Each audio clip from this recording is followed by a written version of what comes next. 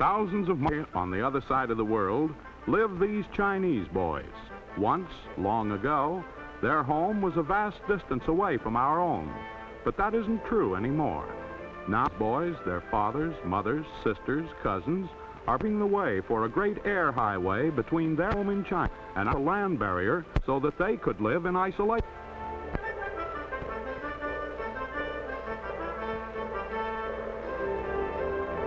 That barrier was the Great Wall of China, stretching for hundreds of miles. When this was built, men could live alone, completely cut off from each other by barriers created by man and nature. Many natural barriers divided the world. Broad oceans, high mountains, endless deserts, forests and rivers, dense jungles where trees and underbrush halted the traveler. Man's first means of transportation was provided by his own 2 feet. Everyone walked except children. They rode. Then man got the idea of riding. He discovered that the wild horses roaming the plains could be tamed. Using camels, he could cross desert barriers to treasures beyond. Donkeys could be used to carry his burdens.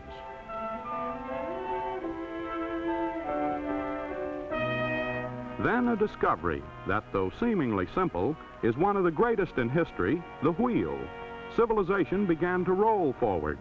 People moved out into the world all around them. Many of them carried goods to trade with other people they met on the way.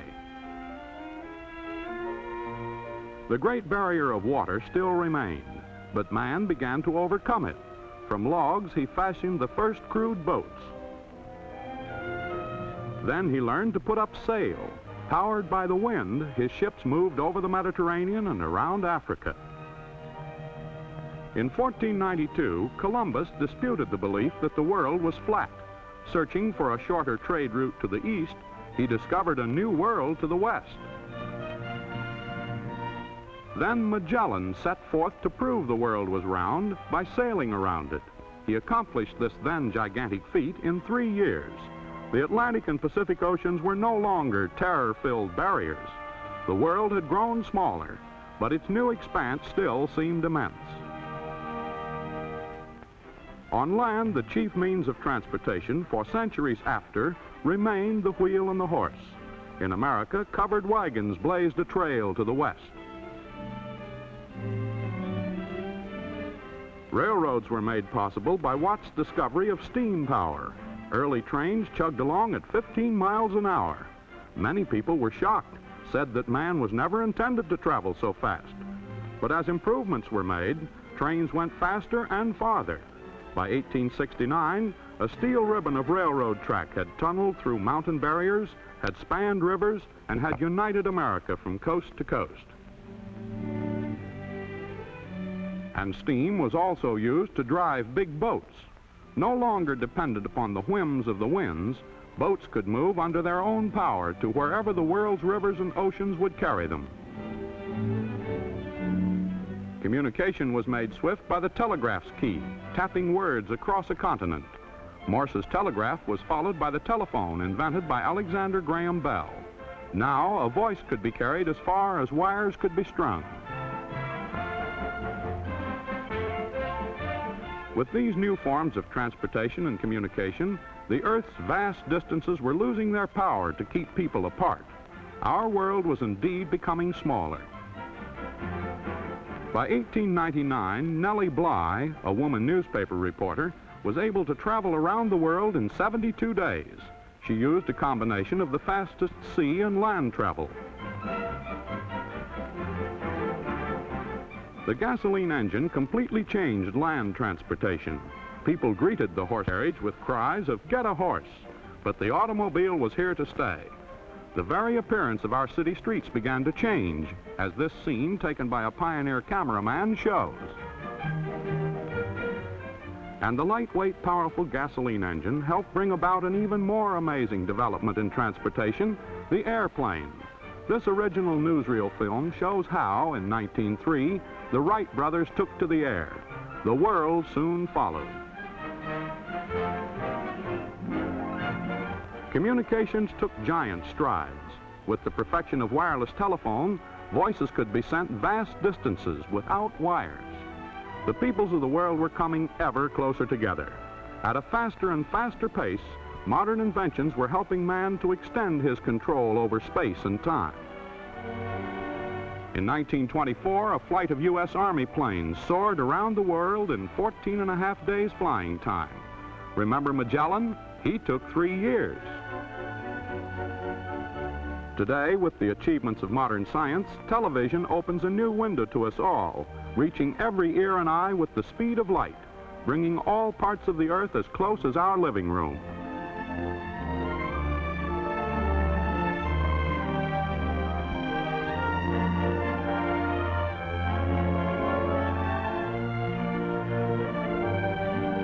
Now, we no longer speak of modern transportation. We speak of the air age, an age which is seeing the development of small, light, inexpensive airplanes to share the skies with airliners and transports. Thanks to our planes, a few cents postage will fly a letter from France to New Orleans.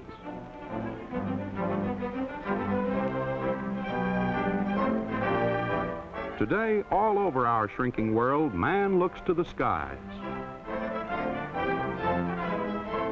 The development of new power in the air has brought about terrific speed. This Army jet plane can cross America in the same time it took primitive man to journey a few miles. The 3 years required by Magellan to circle the globe was reduced to 14.5 days by Army planes in 1924. But now, regularly scheduled flights can operate on a timetable of less than a week. Man has so increased his control over distance that it takes just a few days for an around-the-world trip by air. This means that all the people of the world are neighbors, with new relationships, new benefits, and new responsibilities. It means that modern communications may be used to establish a friendly world community. At our fingertips lies the culture of the world. This program, leaving a station in New York, can be flashed to Moscow, London, Paris, Rome.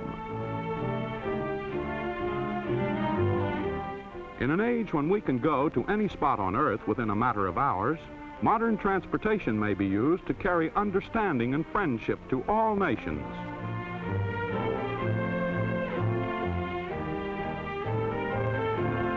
Behind the wheel of an automobile, we can swiftly reach any part of the nation. We have broadened our horizons, and the end is not yet in sight. New designs like these cars of the future are waiting to bring distant places more easily within our reach.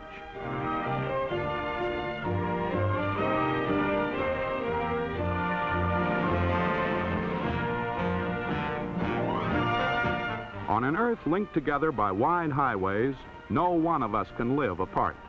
Through the sciences of transportation and communication, we are able to exchange not only our ideas and achievements, but the material treasures of the world as well.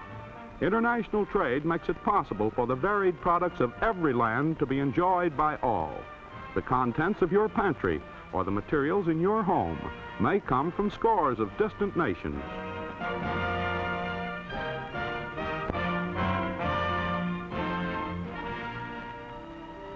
It is within the power of all of us to bring about a better way of life for people of all races and nationalities. Our goal must be mutual trust, mutual understanding, mutual respect, so that our most distant friends will know how to live with us and we with them in one family of nations on this shrinking world.